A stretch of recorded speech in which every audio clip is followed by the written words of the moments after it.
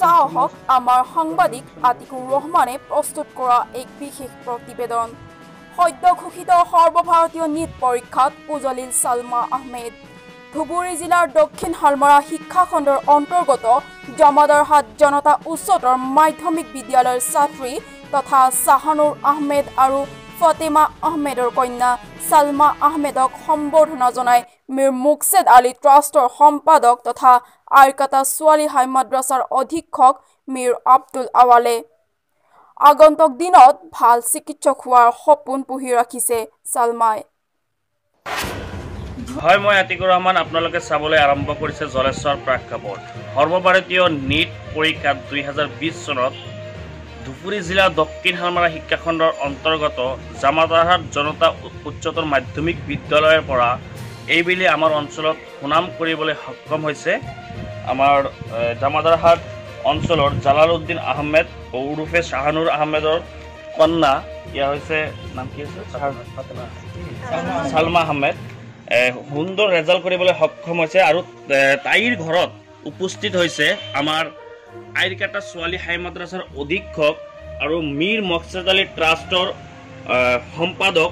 তাইৰ ঘৰত তাইক এখনি ফুলাম গামোচাৰে আৰু এখন ঝাপিৰে সম্বৰ্ধনা দিবলৈ তেখেতৰ তাইৰ ঘৰত আহি উপস্থিত হৈছে। আৰু লগতে উপস্থিত আছে আমাৰ সন্মানীয় শিক্ষাগুৰু আজিজুৰ ৰহমান ডাঙৰীয়া, লগতে সন্মানীয় জালালউদ্দিন আহমেদ ডাঙৰীয়া আৰু সন্মানীয় তাইৰ মাতৃ আৰু তাইৰ দেউতা আছে।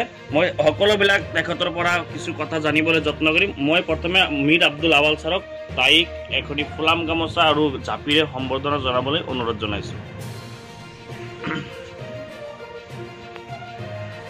First and foremost, congratulations goes to you.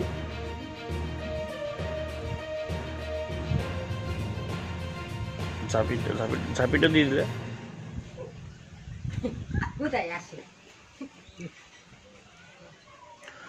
হয়, এই মুহূৰ্তত মই সালমাৰ পৰা জানিবলৈ যত্ন কৰিম। তোমাৰ কেনেকুৱা লাগিছে এই সৰ্বভাৰতীয় নীট পৰীক্ষা উত্তীৰ্ণ হৈ কেনেকুৱা অনুভৱ হৈছে? বহুত ভাল লাগিছে। মোৰ লাইফৰ ড্ৰিমে এটা আছিল আৰু মই ছাকচেছ হ'ব পাৰিছোঁ, সেইবুলি বহুত ভাল লাগিছে। কিমান ঘণ্টা পঢ়া শুনা কৰিছিলা তুমি? এনেকুৱা টাইম ফিক্স নাছিল, যেতিয়া মন লাগিছিল তেতিয়াই পঢ়িছিলোঁ। মানে তোমাৰ এই পঢ়া শুনাৰ ক্ষেত্ৰত বেছিভাগ কোনে অৰিহণা যোগায়, বেছিভাগ কোনে পৰামৰ্শ দিছিল তোমাক? পৰামৰ্শ মানে মোৰ শিক্ষকসকলেতো আছেই, তাতকৈ বেছি মানে মোৰ মা হয় যিজনে মোক বেছি ছাপোৰ্ট কৰিছে। মোৰ দেউতাকে বহুত ছাপোৰ্ট কৰিছে আৰু হোজাই টিচাৰবিলাকে বহুত বেছি ছাপোৰ্ট কৰিছে। মানে তাতেই মই পঢ়া শুনা কৰিছিলোঁ। এতিয়া তুমি ভাল ডক্টৰ হয়, তুমি ৰাইজক কি কৰিবা বা দুখীয়া ৰাইজক কি কৰিবা, কি মেছেজ দিবা? মানে আমাৰ অঞ্চলত বহুত এনেকুৱা মানে দুখীয়া মানুহ আছে যিবিলাকে মানে টকা নথকাৰ কাৰণে মানে চিকিৎসা কৰিব নোৱাৰে।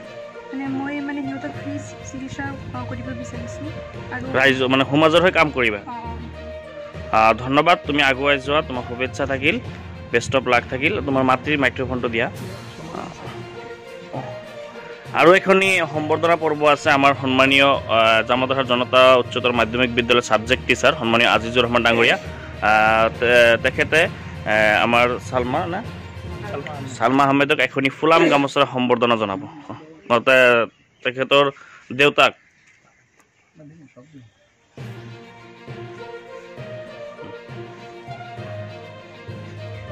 আৰু সম্বৰ্ধনা থাকিলে ইয়াতে অলপ দি দিলে হ'ল। আৰু সালমাৰ গ্ৰাণ্ডফাদাৰ সন্মানীয় জমিৰুদ্দিন আহমেদ, তেখেতৰ বয়স 104 বছৰ। এতিয়াও ইমান সুন্দৰভাৱে যে খোজকাঢ়িব পাৰে। তেখেতক এখনি ফুলাম গামোচাৰ সম্বৰ্ধনা জনাব আমাৰ সন্মানীয় অধ্যক্ষ মহোদয় জালালউদ্দিন আহমেদ ডাঙৰীয়া। আৰু সন্মানীয় আমাৰ মাজত যে সালমাৰ আহমেদৰ মাতৃ হৈ ইমান কষ্ট কৰি, ছোৱালীক ইমান কষ্ট কৰি আজি ডক্টৰত চান্স পালে, সুযোগ পালে নীট পৰীক্ষাত। তাইৰ মাতৃক ফুলাম গামোচাৰ সম্বৰ্ধনা জনাব আমাৰ আজিজুৰ ৰহমান ডাঙৰীয়া ছাৰ। এতিয়া মই অলপ সন্মানীয় মীৰ মুকছেদ আলী ট্ৰাষ্টৰ সম্পাদক সন্মানীয় মীৰ আব্দুল আৱাল ছাৰৰ পৰা কিছু কথা জানিবলৈ যত্ন কৰিম। তাৰপিছত তেখেতৰ দেউতাৰ পৰা কিছু কথা জানিবলৈ যত্ন কৰিম। এইটো লওক, আপুনি মাইক্ৰফোনটো লৈ লওক। হয়, মই ক'ব। মীৰ আব্দুল আৱাল, অধীক্ষক আইৰিকাটা ছোৱালী হাই মাদ্ৰাছা তথা মীৰ মকছিদ ট্ৰাষ্টৰ সম্পাদক। আজি মই নথৈ আনন্দিত হৈছোঁ যে আমাৰ এই দুৰ্গম অঞ্চল অৰ্থাৎ নদী কাষৰীয়া অঞ্চল, এই অঞ্চলৰ পৰা যে প্ৰত্যেক বছৰেই 2জনীকৈ ষ্টুডেণ্ট নীট পৰীক্ষাত উত্তীৰ্ণ হ'বলৈ সক্ষম হৈছে, তাৰ বাবে মই ব্যক্তিগতভাৱে নথৈ আনন্দিত হৈছোঁ। আৰু আজি মই মীৰ মকছেদ আলী ট্ৰাষ্টৰ তৰফৰ পৰা ছালমা আহমেদক সম্বৰ্ধনা জনাবলৈ পাই নথৈ আনন্দিত হৈছোঁ।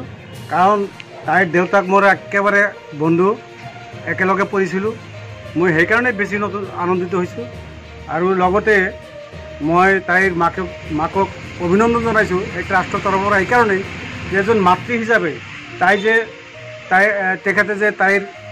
তেখেতৰ ছোৱালীক ইমান কষ্ট কৰি আগবাঢ়ি লোৱাৰ ক্ষেত্ৰত যি অৰিহণা যোগাইছে, এই অৰিহণাৰ কাৰণে মই এই ট্ৰাষ্টৰ তৰফৰ পৰা তেখেতক মই আন্তৰিক অভিনন্দন জ্ঞাপন কৰিছোঁ। লগতে মোৰ বন্ধুবৰ শাহানুৰ ইছলামৰ দেউতা ইয়াত আছে, বহুত বয়স তেওঁ, আমাৰ মুৰব্বী। তেখেতে এতিয়াও জীয়াই আছে আৰু জীয়াই থাকক, দীৰ্ঘায়ু হওক, এইখিনি কামনা কৰিছোঁ। আজি আপোনালোকৰ ওচৰত মই আপোনালোকৰ জৰিয়তে মই আমাৰ এই অঞ্চলৰ যুৱক যুৱতীসকলক অৰ্থাৎ প্ৰজন্মবিলাকক মই জনাব বিচাৰিছোঁ যে তেওঁলোকেও আগবাঢ়ি আহক, ভালকৈ লিখা পঢ়া কৰক, আমাৰ সমাজখন আগুৱাই লৈ যাওক, এইখিনি কামনা কৰিছোঁ। হয়, আৰু আমাৰ ছাবজেক্ট টিচাৰ আছে, মাইক্ৰফোনটো অলপ ল'ব। আপুনি এই মুহূৰ্তত কেনেকুৱা লাগিছে, যিহেতু আপোনাৰ জনতা উচ্চতৰ মাধ্যমিক বিদ্যালয়ত অধ্যয়ন কৰিছিল ছালমা আহমেদ, গতিকে আপোনাৰ কেনেকুৱা লাগিছে আৰু আপুনি কি ক'ব? হয়, ধন্যবাদ। আজি আমি ইমানেই আনন্দিত, আমি গৰ্বিত যে আমাৰ জামাধাৰ জনতা উচ্চতৰ মাধ্যমিক বিদ্যালয়ৰ পৰা ডাক্তৰ, ইঞ্জিনিয়াৰ, IAS IPS বহুত হৈছে, কিন্তু এইবাৰ প্ৰথম এজন ছোৱালী তেওঁ সৰ্বভাৰতীয় নীট পৰীক্ষাত তেওঁ আমাৰ অঞ্চলৰ পৰা, আমাৰ স্কুলৰ পৰা জিলিকিছে। গতিকে আমি বেছি আজিৰ দিনটোত বেছি আনন্দিত যে এজন ছোৱালী হিচাপে প্ৰথম ছোৱালী আমাৰ স্কুলৰ পৰা যিয়ে মেডিকেলত চান্স পাইছে। ধন্যবাদ। ধন্যবাদ। ইয়ে আছিল সন্মানীয় আজিজুৰ ৰহমান ডাঙৰীয়া ছাৰ। আৰু ছালমা আহমেদৰ দেউতাৰ পৰা মই জানিবলৈ যত্ন কৰিম। হয়, আপোনাৰ এই মুহূৰ্তত আপোনাৰ গৌৰৱ, যিহেতু আপোনাৰ অঞ্চলৰ গৌৰৱ, আৰু আপোনাৰ কেনেকুৱা অনুভৱ হৈছে আপুনি এই বিষয়ে ক'ব? আপোনাৰ কন্যা ইমান সুন্দৰ ৰেজাল্ট কৰিছে। একচুৱেলি মোৰ এটা সৰুকালৰ পৰা এটা সপোন আছিল যে আমাৰ ইয়াত কোনো ডক্টৰ তামাম অভাৱ। আমি চাউথ বেংকৰ মানুহবিলাক ধুবুৰীত গ'লে ডক্টৰ খুজি নাপাওঁ, সেই সময়ত মানে ডক্টৰ এভেইলেবল নাথাকে, ৰাতি থাকিব লাগে। সেইকাৰণে মই ভাবিছোঁ যে মোৰ যি দুগৰাকী জীয়েক হৈছে, এই দুয়োগৰাকীকে ইনশাআল্লাহ তৌফিক দিলে ডক্টৰ বনাবলৈ মই মানে মনস্থ কৰিছোঁ। কিন্তু ইয়াৰ মানে বেকগ্ৰাউণ্ড আছে তেওঁৰ মা। মইতো কোলামুৱা নিশ্চিতপুৰ হাইস্কুলত চাকৰি কৰোঁ, তাতে গোটেই দিন থাকিব লাগে, আৰু এভৰিথিং তাৰ মাকেই কৰিছিল, মানে টিউশ্যনৰ পৰা আৰম্ভ কৰি তাৰ মানে যোগাযোগ যিমানবিলাক মানে নেচেচাৰী আইটেম আছিল চব মানে তেওঁৰ মাকৰ মানে কণ্ট্ৰিবিউশ্যন নহ'লে এইটো একচুৱেলি সম্ভৱ হোৱা নাছিল। আৰু আমাৰ অঞ্চলৰ মানে মোৰ এইটো ড্ৰিম আছিল যে মোৰ অন্ততঃ দুগৰাকী ছোৱালী, দুয়োগৰাকীকে আল্লাই যদি তৌফিক দিয়ে, এটাইতো গ'লে আৰু এটা ইনশাআল্লাহ সন্মুখত আহি আছে, তেওঁকো ইনশাআল্লাহ এইটো ডিপাৰ্টমেণ্টত যাব বুলি মই মানে এটা হোপ কৰি আছোঁ। আৰু লাষ্টলি কথা হ'ল যে একচুৱেলি ষ্টাডি কৰিলে সকলো সম্ভৱ, ষ্টাডি কৰিলে সকলো। মই যেনেকৈ এই 49 বছৰ বয়সতে যোৱাবাৰ DED পাছ কৰি DEDত এডমিশ্যন লৈছোঁ গোৱালপাৰা BT কলেজৰ পৰা, ধুবুৰী ডিষ্ট্ৰিক্টতে মই প্ৰথম পজিশ্যন লৈ পাছ কৰিছোঁ। সেইটো মোৰ ছোৱালী চাইছে, সিও অলপ মানে লক্ষ্য কৰিছে যে দেউতাই যদি এই বছৰ যদি গোটেই দিন পঢ়িব পাৰে, মই কিয় নোৱাৰোঁ, সেইটো এটা ইণ্টাৰেষ্ট পাইছিলোঁ। আৰু এইখিনি আৰু হয়, সকলোলৈ ধন্যবাদ থাকিল। আৰু আমি সন্মানীয় আমাৰ আকৌ এবাৰ চিনাকি কৰি দিছোঁ, এয়া হৈছে এইবাৰ যি সৰ্বভাৰতীয় নীট এক্সামত 2020 চনত বাছনি পৰীক্ষাত আমাৰ অঞ্চলত গৌৰৱ কঢ়িয়াই আনিবলৈ সক্ষম হৈছে ছালমা আহমেদ, আৰু তাইৰ মাতৃ, আৰু আছিল তাইৰ দেউতা, ইয়াৰ আছিল তাইৰ গ্ৰেণ্ডফাদাৰ, আৰু আছিল আমাৰ সন্মানীয় এই আমাৰ সাতচিয়া গাৰ্লছ হাই মাদ্ৰাছাৰ সন্মানীয় JK হাই মাদ্ৰাছাৰ সন্মানীয় অধ্যক্ষ মহোদয়, আমাৰ চুপাৰিনটেণ্ডেণ্ট মহোদয়, আইকেটা ছোৱালী হাই মাদ্ৰাছাৰ, আৰু আছিল জামাধাৰ জনতা উচ্চতৰ মাধ্যমিক ছাবজেক্ট টিচাৰ সন্মানীয় আজিজুৰ ৰহমান ডাঙৰীয়া। সকলোলৈ মোৰ তৰফৰ পৰা অশেষ ধন্যবাদ জ্ঞাপন কৰি কেমেৰাৰ সৈতে লিটনৰ সৈতে মই আতিকুৰ ৰহমান জলেশ্বৰ প্ৰাক।